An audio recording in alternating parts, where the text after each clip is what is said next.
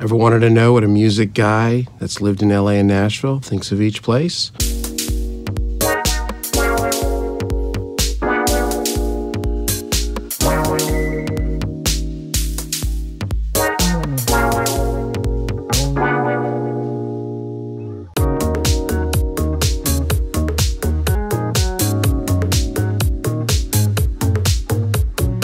Hey, I want to thank everybody for coming to the show today. Like and subscribe.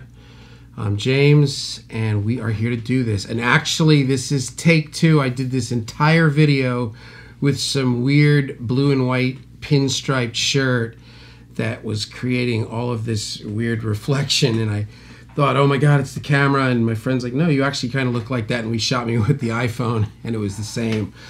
So this is take 2 with the black shirt. I'm trying to get some colors going on here. We're working on it. We got a new camera. We got a Canon 8D.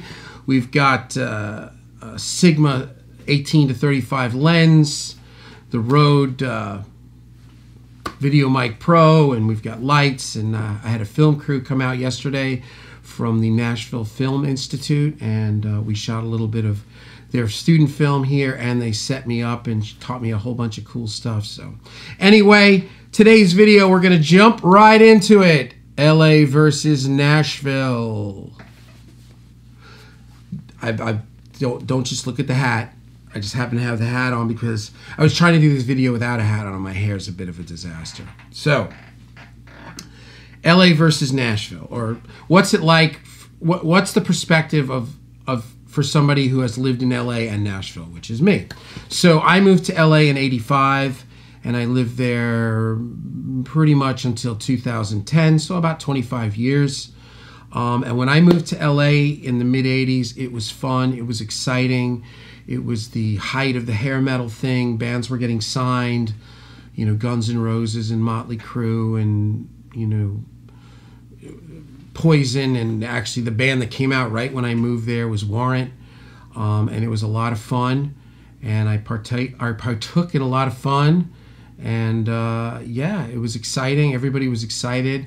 A lot of cool things were happening. The music business was booming, and I did a lot of fun stuff. I played a lot of music. I toured. I played guitar. I sang. I taught voice. I produced records. I owned a couple of studios. I did some A&R. So it was good. A thing that happened, well, the first thing that I saw happen to LA was grunge music. Kind of heard it because when the 90s came in and all of a sudden Seattle kind of took over, it was like not only was Seattle like the cool kids, but everything that Seattle stood for was the opposite of LA. You know, Seattle was a dark, grungy kind of flannels and dark stuff, and LA was like, you know, Poison. You know, it was like, you know, silly string and confetti and parties and hairspray and eyeliner and spandex and twirling guitars, and so that wasn't really the grunge thing. So LA became very kind of not cool anymore. And a thing I also started to notice that, and again, this is just my experience, my opinion, whatever, you know, take all this with a grain of salt. But in when the 2000s came in and the music business became somewhat demonetized, there wasn't the same kind of money in it anymore, it seemed like LA started to kind of lose a little bit of interest in it. And the reason I say this is because being people that are in the music, most of the people that are watching this are probably, you know, musicians or producers or mixers or, you know, whatever, songwriters. You know, we live in our reality, and we think that this is like the whole thing and it's everything and it's great all the time. You don't realize until you're like around the film industry, which I was, the different perception of money. So like if you think about like the kind of money that film makes and TV and media and commercials, it's like this, and music's down here. Even when music was at its heyday, it was still this, because there's just, let's put it this way, they probably spent more money on bagels at the craft service table to make Star Wars than they spent making the entire Adele record.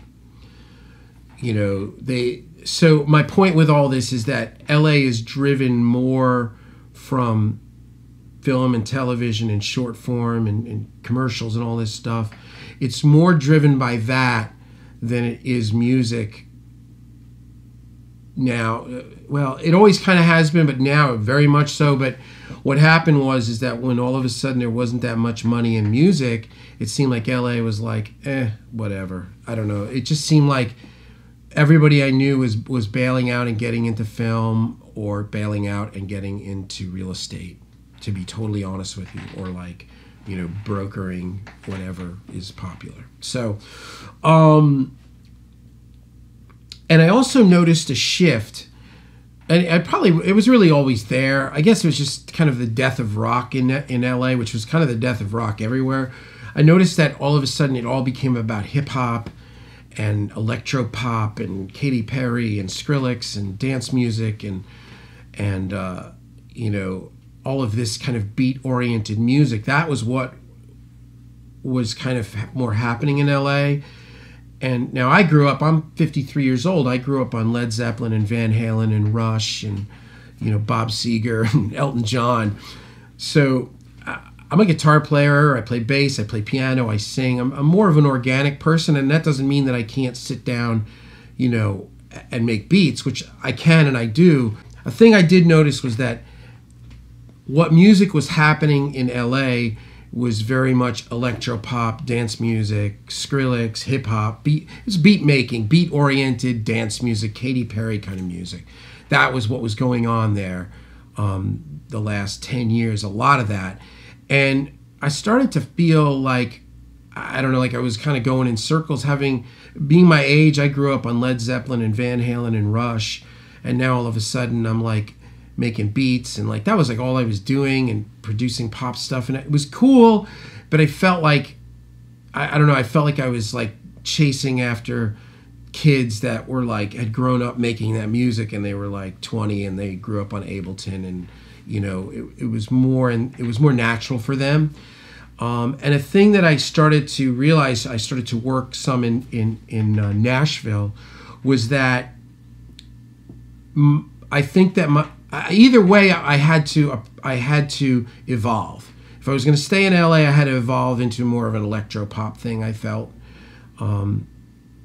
Or if I came out here, I'd have to evolve. But the thing is that to come out here and to make Americana or bluegrass or whatever, to me it was closer to what I grew up doing than trying to all of a sudden compete with Daft Punk and Pharrell and all these people that were making all these like dance beats. So because if I get into a session, I'm making some country thing or Americana or bluegrass or whatever, it's still just put mics in front of amps. It's the same thing. So it's like, in a weird way, I felt like I could migrate into that system with better success than staying in LA and trying to become like something that I wasn't. So that's what I did, and I moved out here. And the thing that's cool that I found is that there's not that much country here anymore. It's weird. I had a record deal out here in the 90s, I think 91 or 92. And I spent about 6 months out here, and this was country, man. It was Travis Tritt and, Garth Brooks and, George Strait. And now it's like if you never, you go around Nashville now, you wouldn't even know you were in Nashville, because it's like, it's like there's rock on the radio and there's pop on the radio and dance music, and you'll walk into a restaurant and they're playing Adele and, and then they go into Guns N' Roses or whatever, you know what I mean? It's like, and then you go downtown, which, has all the clubs, and it used to be very much country. Now it's like there's some country, but it's almost more Southern rock than classic rock. You'll hear Lynyrd Skynyrd and Guns N' Roses, and then at the end of the night, when everybody wants to get crazy, you start hearing Metallica and Alice in Chains, and everybody's like going wild. So it's a different climate here, which for hardcore country people and people that are originally from Nashville, it's a bit of a point of contention, as they say. I think it's hurt a lot of people's feelings that Nashville's not what it used to be, but such is life. It's better for me. So as far as I'm concerned, as far as my life, it's better, because if this was like Nashville in the 90s, I probably wouldn't be here. So yeah, Nashville seems hipper to me now than it used to be. All right. The other thing too that I've noticed is Nashville feels a little bit like LA in the 80s. And so LA in the 80s was fun and exciting, and everybody was excited. I don't get that feeling. I still work in LA about 5 times a week, or 5 times a week. Yeah, I fly out every morning. No, I work in LA about 5 times a year, and I don't get that feeling that much. Sometimes I do, but not much. Here, a lot of people are excited, and I think a part of it is because this is a simpler place to live. It's lower cost of living. You know, there are guys here that tour on the weekends and make $200, $300 a night, $200 a night, and they own homes. That's not really what goes down usually in LA.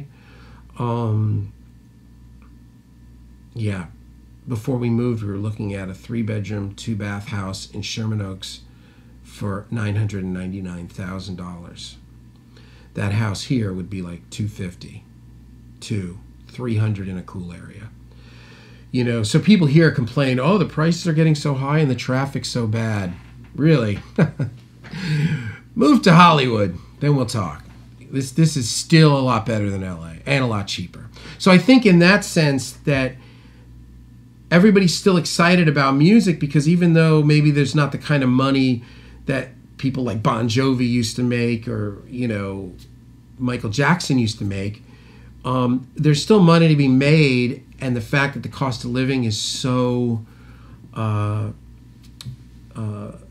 you know, so more reasonable, they can be excited. So I find that people here are excited about music. They're excited about their careers. They're excited about writing songs and recording. And so, and that's not to say people aren't excited in LA. It just seems, it feels a little bit like LA in the 80s here. I don't know. That's it.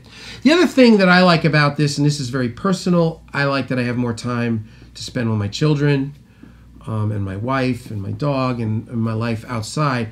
You know, for many, many years, I was the 60 to 80 hour a week guy. You know, I mean, I'd get up, go to work, I'd get out, it'd be dark out, and that was like pretty much almost every day.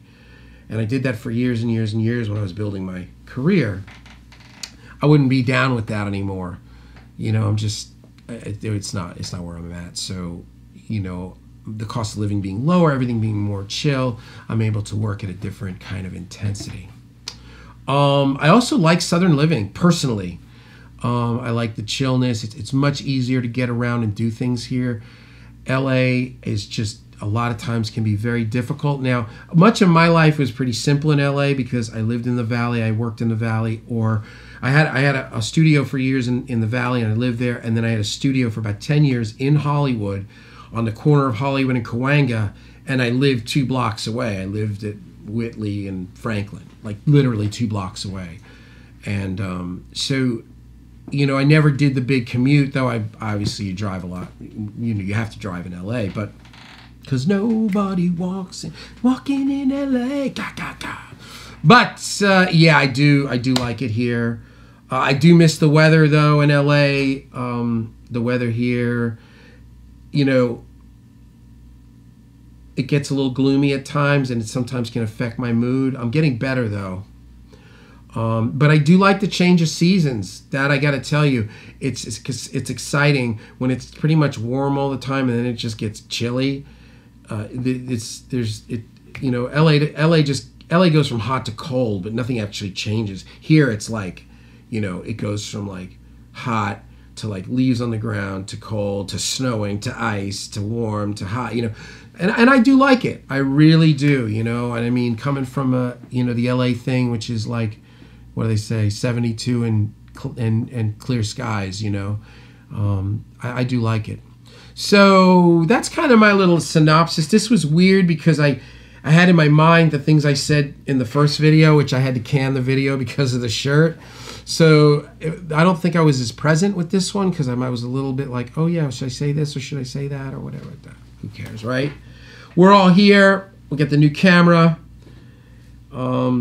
It's good to be alive. I'm feeling good. I've lost 100 pounds. I got about another 20 to go. I can see myself right here on the monitor. We're getting better.